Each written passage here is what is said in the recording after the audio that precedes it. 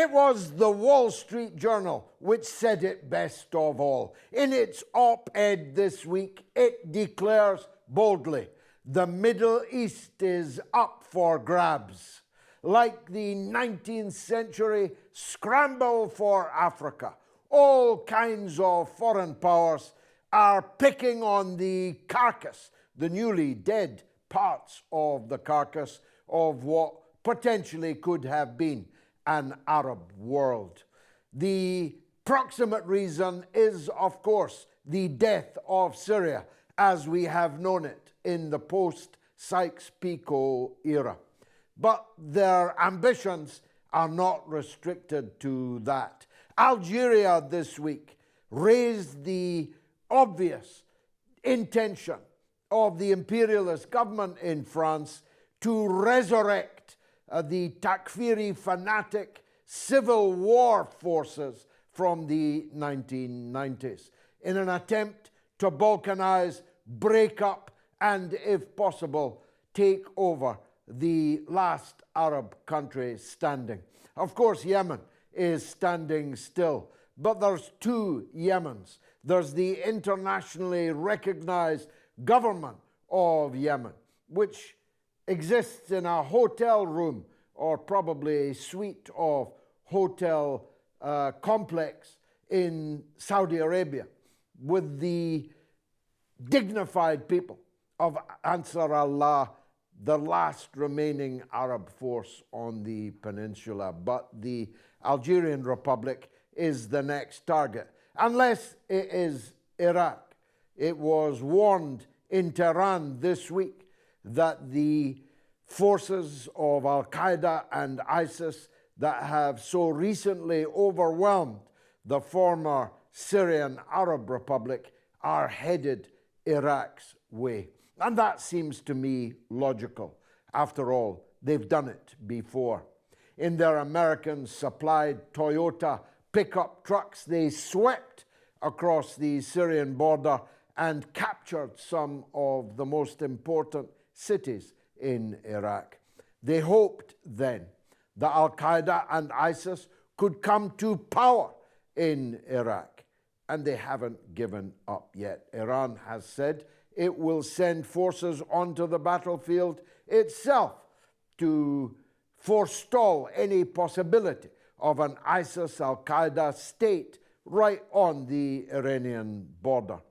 And they may have to. Of course, to be sure, many parts of the Arab world were already dead, and the forces represented by the Wall Street Journal were already in command and control of them. It's true that there were few remaining signs of life in an Arab world that could have been a contender. If I sound bitter and disappointed at all of this, that's because I am. I always believed that from the Atlantic to the Persian Gulf, there was an Arab world that could be something. 350 million people, a common language, believing in one God, with common cultural characteristics, with all that oil, all that gas, all that water, all that territory. What an expanse of an Arab world that could have been.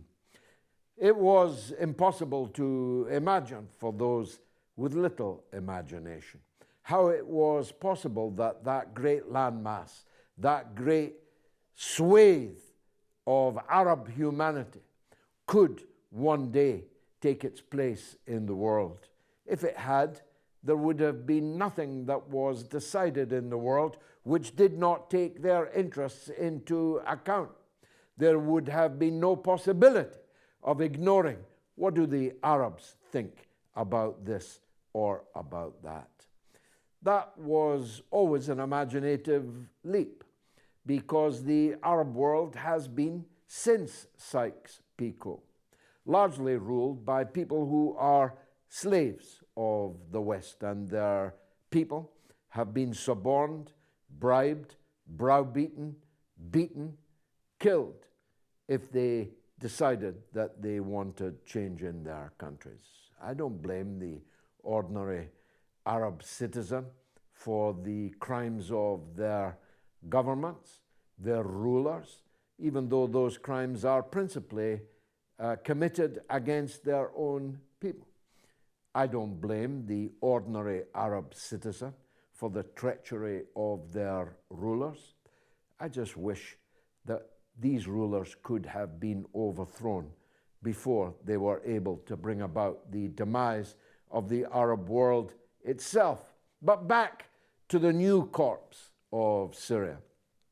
It's not just that these Syrian people, whom I love very much, two of my sons are half Syrian. I have blood in this game. It's not just that the Syrian people will now have to live under medieval forces of barbarism. We call them ISIS, we call them Al-Qaeda, we call them HTS, or whatever other part of the alphabet soup is now visible at the top of the plate nowadays, but everyone knows them. Like the camel, they are difficult to define but easy to recognize. And already the barbaric forces that have now taken over some of the Syrian territory, but of course including the capital Damascus, are moving into their natural form of governance.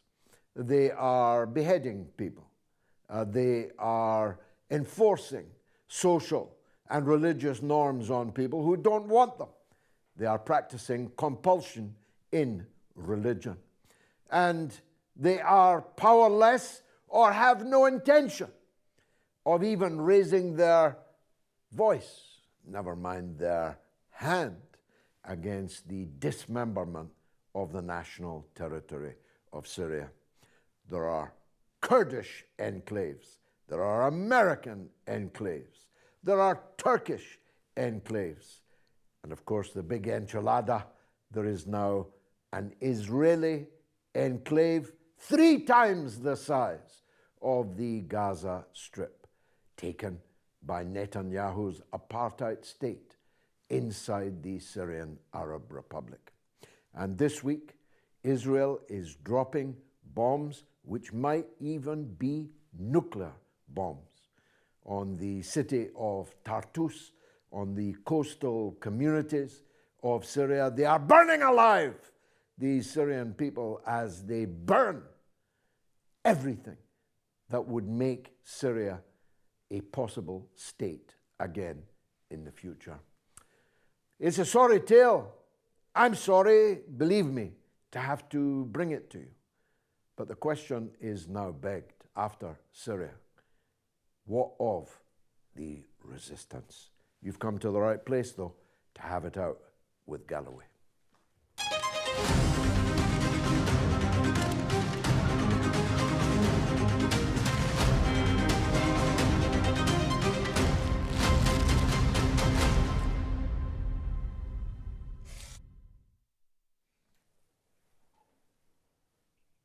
Richard Medhurst is wise beyond his years, a perspicacious commentator on affairs in the world, and not least of them in the Arab world. He was born and baptized in Syria.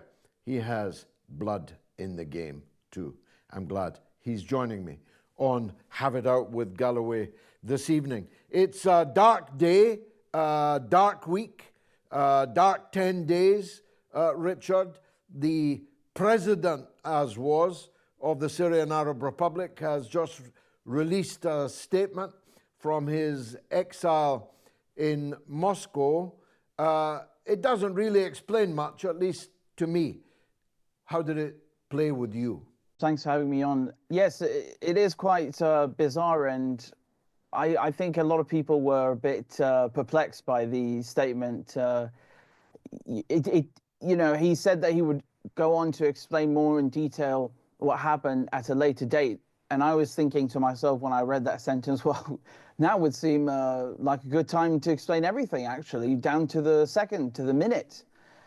Because he said that the time of departure was wrong, that he was in fact in the front lines and with the troops and there until the very last minute, and that his departure was neither planned nor nor of his own volition. So frankly, I thought that the statement was lackluster, to put it very, very mildly. I mean, we've seen corporations put out longer statements than that, and this is Syria that he has left after all, and unfortunately handed over to these new custodians of the enclaves, whether it's Israel or Turkey, the United States, and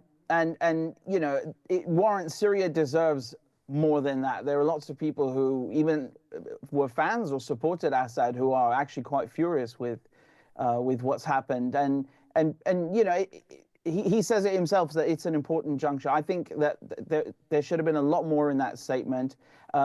What's going to happen to the country? Who made the decision? It sounded for one second like the Russians were insisting that he leave for his own safety, perhaps. Maybe that was the argument. So it really wasn't clear at all to me. It didn't address the primary concerns that I have as someone who's born in Syria, and it didn't address any of the issues that his opponents raised, and it didn't really address any of the things that his supporters now have questions about.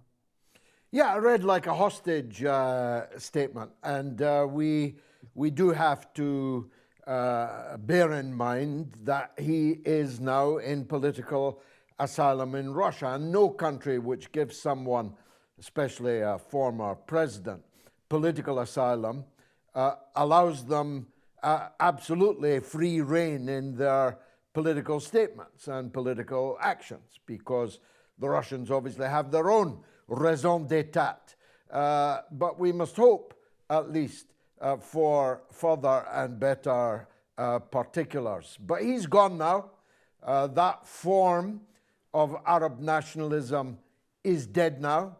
As a supporter of all of my life, it's painful for me to say that, but it's dead. There's no point in crying over spilt milk. The Wall Street Journal got it right in its op-ed today, didn't it? The Middle East is up for grabs. Yeah, they did get it right, George. Even though I appreciate the candor, I can't help but feel somewhat sick hearing them talk about Syria and the region more generally like a piece of meat. But that is how imperialism thinks and functions, and we must recognize that reality and that enemy and confront it head on and not underestimate it. So Syria, we should remember in 2009, there was a proposed pipeline between Turkey and Qatar. Now, any pipeline that you build under 2,000 kilometers in length is going to save you a ton of money. Assad said no.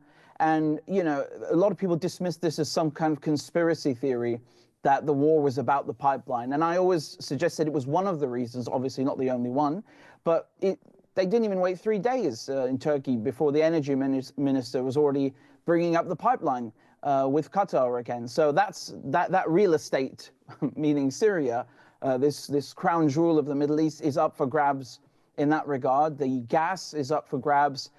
Israel signed a deal with Europe. Iran and Russia are still sanctioned, so Israel plans on stealing that gas and then delivering it to Europe, which is in dire need. And of course, the Americans are stealing the oil, meanwhile, in the eastern, everything that's east of the Euphrates River. So it is up for grabs. And of course, politically speaking, there's a vacuum now that needs to be filled. You mentioned Arab nationalism, George, and that a lot of people now are falling into the trap of sectarianism instead of focusing on the larger threat, which is imperialism. And it saddens me, of course. It really does, because now instead of talking about Zionism and imperialism, you've got Arabs, you've got Muslims who are fighting amongst each other, which is really exactly what people in Tel Aviv and London and Washington wanted all along. Yes, although these currents, these divisive, debilitating currents, have been there for a very long time. I remember when I used to do a television show every month. I made 2 shows in Beirut. I remember quite a spectacular and widely watched encounter with the young woman who was blaming the situation in the region on the Shiites, on Iran, and on Hezbollah, the Lebanese resistance, and so on. These currents have always been there, but they are, you're right, they are now front and center and openly discussed. The truth is, there are very many Arabs who can't see past the end of their sectarian nose. And that has weakened the Arab body to the point of a real possibility of fatality, don't you think? Yes, George, I agree. You know, we can't lay 100% of the blame at you know, the Zionist feet or the imperialist feet, because we know, like I was saying just a moment ago, we know what their goals are. And now, you know, once you recognize what the enemy's goal is, it's up to you to then act and to take responsibility. And unfortunately, that sectarianism has been, it's been the downfall, really. And, you know, it saddens me a lot, and I can't believe that people haven't understood that after 100, 200 years, because you can go and find, you know, documents in the government archives in London, in Whitehall, of officials writing 100 years ago, how, very openly, how they wanted to use sectarianism as a tool for divide and conquer. So it's not like it's some state secret or some shoddy thing that we don't understand. They're quite open about it, and we know that this is a method that's used not just in the Arab world, but frankly the world over. It's eons in the imperial mindset, and really it's going to be the Arab and Muslim world's own downfall, and blaming everything on Shias. I mean, this is what I find spectacular, is that you have a banner hanging in Damascus today in the Hamadiyya Souk, and it's saying basically that, you know, Iran caused all the trouble in Syria. I'm summarizing it, and that they wanted to take over the Gulf apparently. And you can tell someone in the Gulf wrote this banner, not someone from Damascus or from Syria. But it really, I find it incredible that people have the time to sit there and talk about Iran failing to do something, or having, you know, trying to monopolize the Palestinian cause, when they themselves will do nothing for the Palestinians. I mean, what have Saudi Arabia done? What have the UAE done? They've not only been neutral actors, they've actually worked against the Palestinian cause. And then they have the nerve to go and fund media outlets and, you know, and rile up sectarianism to further a Zionist and imperialist agenda. It really says a lot, doesn't it? It says everything, but we must now look forward, Richard. I mentioned in my monologue that Algeria has accused France of seeking to foment a return to civil war conditions there. Quite a lot of oil and gas in Algeria also. That would be another bounty if they could get that under their control. And the Iranian government has warned that Iraq may again be the target once these Takfiris have finished their celebration in Syria, that they may get back on their Toyota pickup trucks, helpfully supplied by Western corporations, and head for Mosul again, head for Fallujah and the places, Tikrit, that they once controlled in such barbaric fashion. What do you think the next move is? Well, on the subject of France, I found their collapse in the Sahel region to be quite fascinating, because I was educated in French, and, you know, I followed that topic and covered it, of course, from an anti-imperialist point of view, and seeing them being kicked out of Niger, and to the point the French ambassador was hiding in the embassy, refusing to leave, refusing to meet with the foreign ministry for, you know, to be dressed down, of course, and then being kicked just most recently out of Burkina Faso and Chad and Mali as well. They're in dire need of resources. Now, uranium, they're not going to find that much of it in Algeria. They're turning now towards Kazakhstan, but they are, of course, seeking to you know, it's basically you create a problem so you can come and offer the solution. And the French in that regard are very similar to the United States, as a matter of fact, even though they like to pretend they have better foreign policy. But when it comes to their former colonies, these places where we can really talk about neocolonialism, they're more than happy to cause chaos so that they can bring in their French troops and say, well, we're here to save you from Daesh and save you from Al-Qaeda, when in fact they helped cause that instability. There was no problem with these groups in the Sahel before France and the United States got rid of Gaddafi, another leader, strong Arab leader who had a secular pan-Arab vision and tried to work multiple times on that project. So I wouldn't be surprised whatsoever if they tried to cause trouble in Algeria. Algeria, had a bloody civil war, very bloody civil war, and they fought very hard to win that independence. And I don't think the French have really gotten over that. They still hold a grudge, as if they really think it belongs to them. Some of the French. And when it comes to Iraq, Iraq is a means to an end. I'm afraid it's going to suffer more, like it did in the past, and that breaks my heart because Iran is next on the chopping block. Iran and Syria have been the two hardest countries on that list of 7 that the West have been trying to break, particularly because of their foreign policy, because they refuse to accept Zionism and imperialism. And so they will do whatever it takes. And Iraq is geographically a barrier for them. They still occupy it to a certain extent, but I'm afraid that I wouldn't be surprised if we see these convoys lining up again to leave. And remember that a lot of these so-called Syrian rebels aren't Syrian, so they're more than happy to go off on another adventure and cause chaos in foreign countries, I'm afraid. Yes, and including our own, of course, because this international expeditionary force of Al-Qaeda and ISIS is anything but Syrian. As their own videos make clear, many of them don't even speak Arabic, never mind with a Syrian dialect. And these Uzbeks and Turkmen and Chinese Uyghurs and Albanians and Ukrainians, of course, include French and British extremists. And all the evidence of the previous chapters in this war for Syria is that these people have gun, will travel. And they could turn up anywhere, everywhere, at a shopping mall near you, at a Christmas market near you, at the wheel of a runaway 40-ton truck near you, with a blade in their hand or a backpack on their back, like what happened in the Manchester Arena. So the imperialist countries are playing with fire with this human material, aren't they?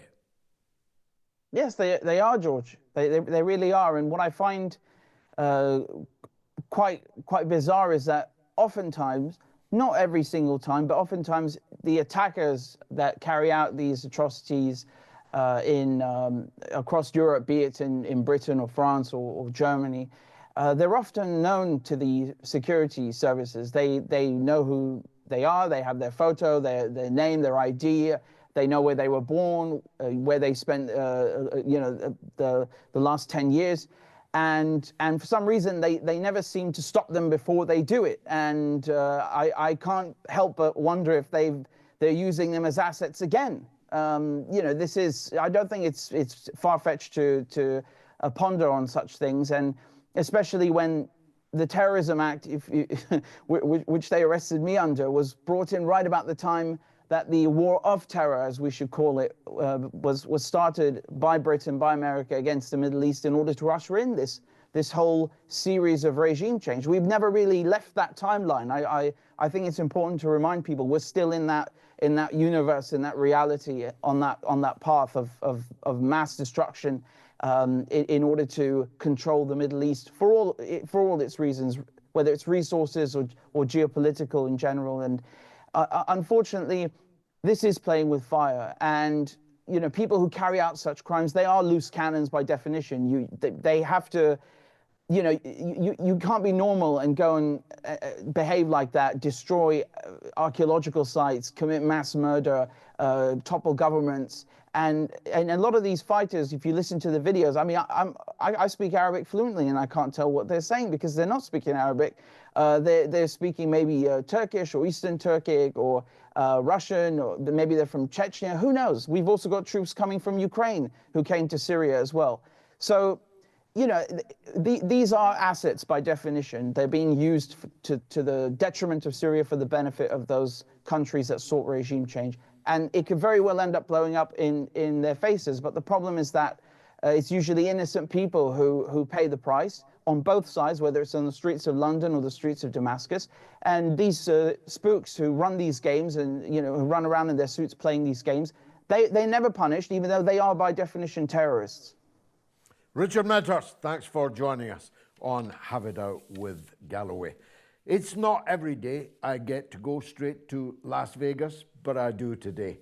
Cole Nasrallah is in Las Vegas, Nevada, and he's first up on the video wall. Cole, welcome to the show. What would you like to say? First of all, pronouns are she, her. Thank you. Happy to be on here. Richard addressed brilliantly a lot of what I wanted to say and ask. I'm Syrian and Lebanese and a longtime advocate for Palestinian and Arab liberation and autonomy. And I've been watching the commentary on what is happening in Syria for decades. And I've noticed a trend, and I want to thank you and Richard, you know, from my Palestinian friends for continuing to draw attention to this issue. But I've noticed that the conflict in Syria is used as a wedge issue to divide the Arab autonomy or Palestinian liberation movement. I think there's a bit of a myth of sectarianism. I'm happy to say I don't believe we are sectarian. I say this as a Nasrallah. I don't believe we are fundamentally sectarian. I think this is a Western view of us that serves to divide us. So we speculate and guess and wonder who's actually behind it. But I'm not sure how much that matters if we take our eyes off of the unity that we can build when we focus on these simple fundamental issues, such as, you know, an illegal occupation. So well, I'm wondering if I'm a lunatic here. I don't know. No, you're definitely not a lunatic. But I so wish that you were right. But if there was ever a time when sectarianism could have been placed to one side, it was surely in the middle of a genocide, a Holocaust of almost 100% Sunni Muslim Palestinian Arabs were being subject to a Holocaust, and it's happening still this hour. If that was not a time when people could set aside the relatively minor matter of sect in defense of humans, millions of them, who were being literally annihilated in front of our eyes, no question about it, able to watch on your telephone as it happens, then that would have been the time.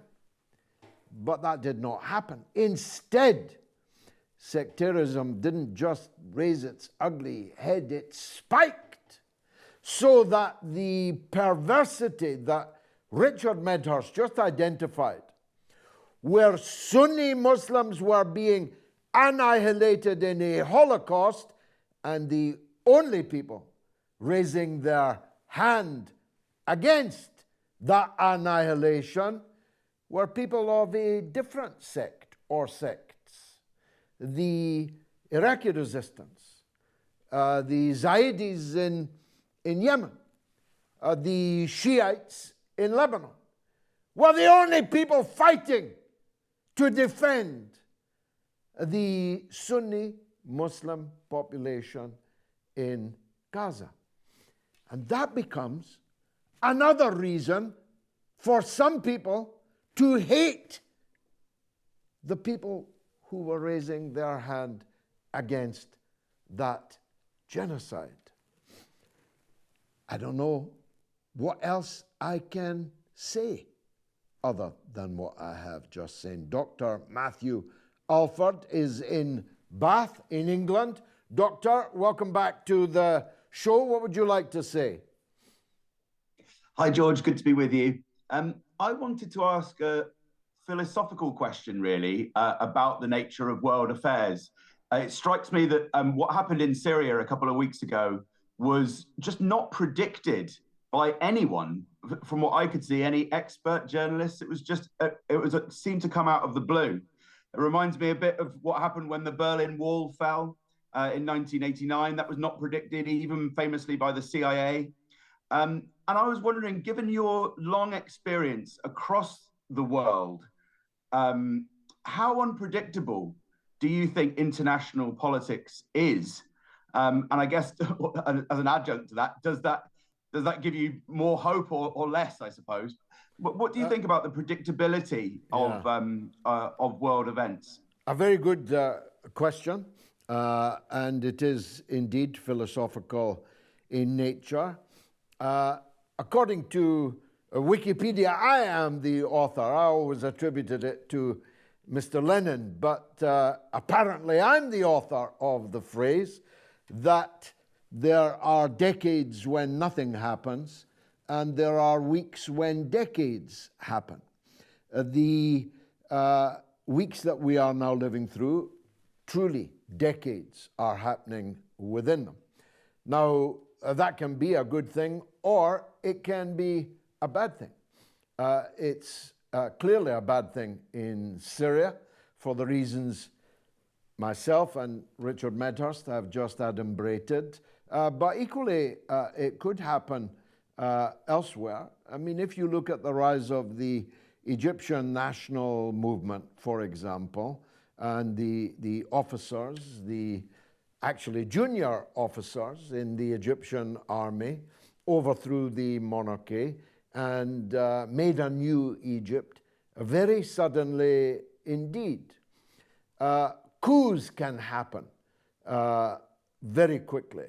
Revolutions take much longer. They take much longer in their germination. They take much longer to succeed or otherwise, and once succeeded, they become a process rather than an event. But a coup is an event. Now, was what happened in Damascus, in Syria, over the last 10 days a coup or a revolution? Their supporters call it a revolution. I call it a coup. The thing about a coup is it can be very quickly reversed. And theoretically, this coup can be reversed, although the presence now of large numbers of Israeli forces and significant Turkish force on the ground in Syria would mean that it could not be reversed across the whole of the territory, but it could be reversed in Damascus, because a coup is a coup. A coup can turn into a counter coup. But unpredictable, yes, in the form in which the final collapse came, that was definitely unpredictable, and we are no nearer to knowing why it was that the Syrian army stood down, stopped fighting, and retreated and disappeared. We're no nearer knowing that now than we were before Bashar al-Assad's statement from Moscow. Let's stay in England, go to London. Shafana Muraj is in London, and most welcome. Shafana, welcome to the show. What would you like to say? Hello, Mr. Galloway. It's been a pleasure to be on your show. My question is, Iran's supreme leader, Sayyid Khamenei, said last week that the axis of resistance isn't dead. Syria youths liberate Syria and will make axis of resistance even stronger. Do you agree with this? And how do you think this may happen? I don't really agree with it, but I hope that it's true. The axis of resistance is definitely, for the moment, if not dead, then in critical condition, in intensive care, however many medical analogies short of death I can come up with. But resistance is not dead. That much is absolutely true. The Lebanese resistance is not dead. It will not die. The Palestinian resistance is not dead. It will not die. It may run out of ammunition, but it will never run out of courage. It will never run out of determination to resist and to prevail. So to that extent, I do agree with the leader of Iran. But there's no point in conjuring castles in the air. The destruction of Syria changes the paradigm very considerably for the resistance in Lebanon and for the resistance in Palestine, which is why support for what has happened from Palestinians is particularly perverse. Charlie Simpson, I don't know where Charlie is, but Charlie's up next. Charlie, go ahead, sir. As the leader of a registered political party in Great Britain, would you call Labour's possible plans to cancel or delay the local elections next year a threat to democracy? I'd call it a coup, actually.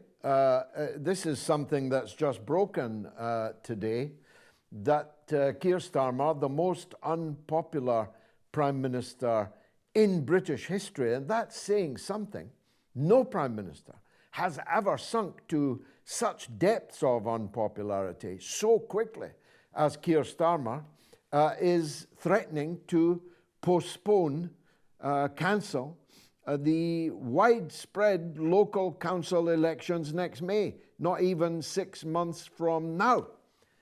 This is a coup, and it's becoming vogue. They have cancelled the elections in Romania because the wrong guy was set to win.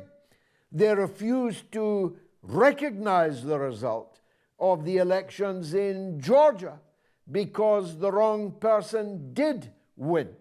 They are questioning the democratic legitimacy of the government of Slovakia, of the government of Hungary, because the political leaders there don't accord with the EU, NATO, US empire perspectives on events, and now they are threatening to do it in the United Kingdom itself. I was shocked when I learned today that there was any possibility of these elections being cancelled, and they are being cancelled if they are, because the British government and the main opposition party are running scared of the new kids on the block.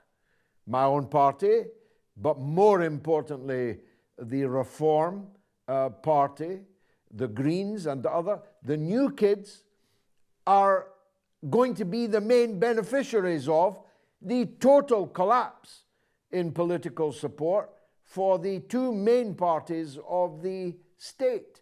Well, you just have to suck that up, I'm afraid.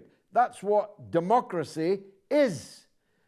And if you cancel democratic elections, it's only a short fairy step away from cancelling democracy itself. Sajjad Hussein is in Ontario, in Canada. Hussein, welcome to the show. What would you like to say? Mr. Galloway, it's a pleasure to have you and to have myself on your program. Mr. Galloway, I'll get straight to the point. The Syrian government has been backed by Russia for a long time, and Iran. has faced widespread allegations of war crimes and human rights abuses. According to Amnesty International, the Syrian government's aerial bombardment of civilian areas has resulted in unlawful killings of thousands of civilians. The UN Commission of Inquiry on Syria has also documented numerous cases of war crimes, including chemical attacks, siege warfare, and torture. Furthermore, the Syrian Observatory for Human Rights estimates that over 500,000 civilians have been killed since the conflict began in 2011. These allegations and statistics raise serious concerns about the Syrian government's and Russia's actions in Syria. My question to you is, how do you respond to critics who argue that the Syrian government, with Russian support, has committed war crimes and violated human rights?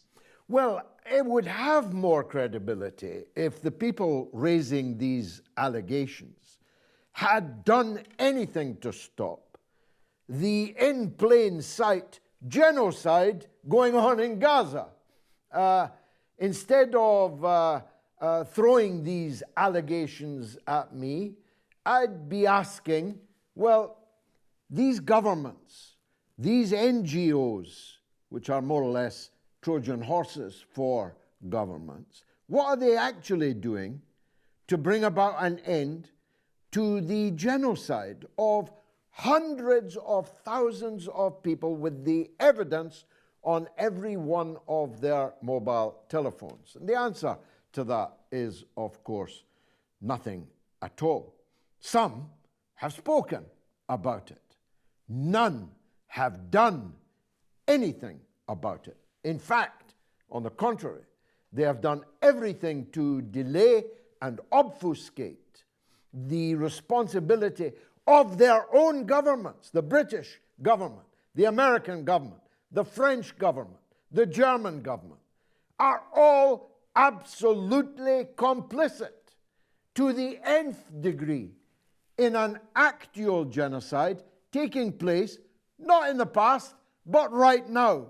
So these allegations would have more credibility coming from people who had actually done something to bring about an end to the Holocaust in Gaza.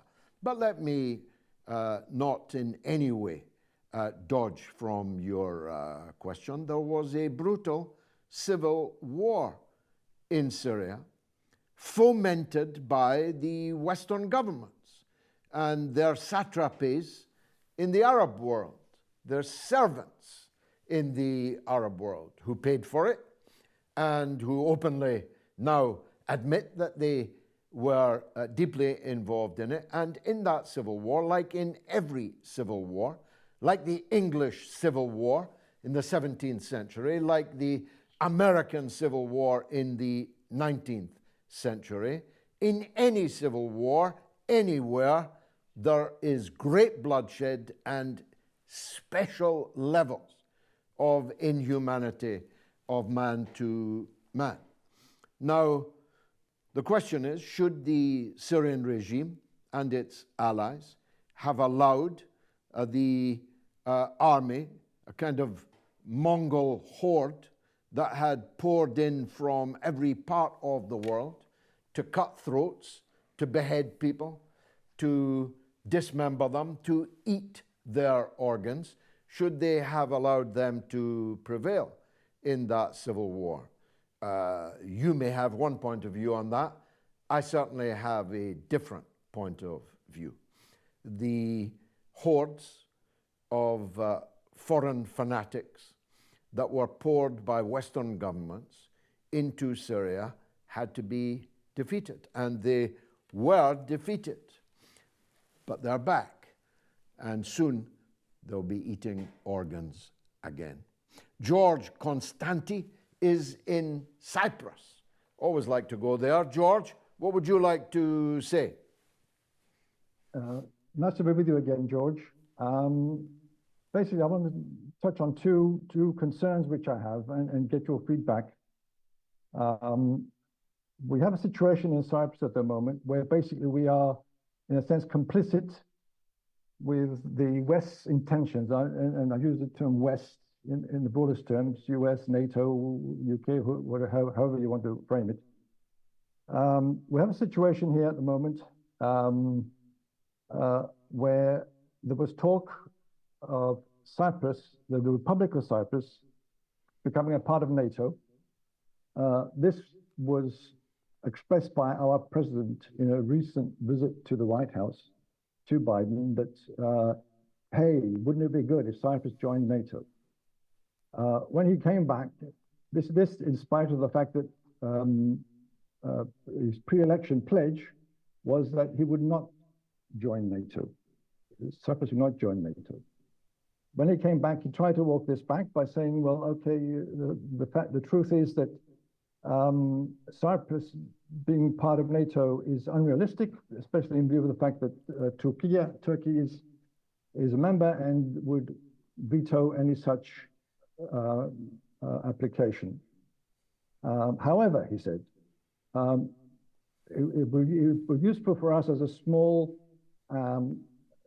country who are very weak militarily to have an alliance with larger powers, the larger organization, to take advantage of the benefits of the modern weapon systems and the training that this would bring, especially given the fact that in the north of our island is occupied by... I can't allow you to go on because of the hour, George, and the first point that you've made was so important that I really must ask you to forgive me on your second point. The siren voices in small countries, they exist in Ireland, for example, which is also not in NATO, but in the EU, and part of the Western Empire, but not in NATO. These siren voices seek to lure the population of countries like Cyprus, like Ireland, onto the rocks of NATO membership. All I can say to my friends in Cyprus, it is exceedingly unlikely that you will be admitted into NATO because Turkey has a veto, and Turkey would want a very big price indeed for not exercising that veto, and that would be a price unlikely to be paid by those who would have to pay it. But the danger is, by talking about NATO, by seeking to join NATO, as Ukraine found, you effectively become a part of NATO, though not a member of NATO, and suffer the consequences of acting like a NATO member without having the protection, such as it is, of NATO membership itself. So I strongly advise the people of Cyprus not to go down that road. Alas, that's, I think, all we have time for. My apologies to all those who didn't get onto the show but were there present on the screen. All I can do is promise we'll do our best next week at the same time, same place, to bump you up the batting order so that you get your say on Have It Out with Galloway. These are very dramatic times, weren't they always? But more dramatic than most. And here on Have It Out with Galloway, you get to have your say. Thanks for showing up today to do so. I've been George Galloway. You've been a marvelous audience.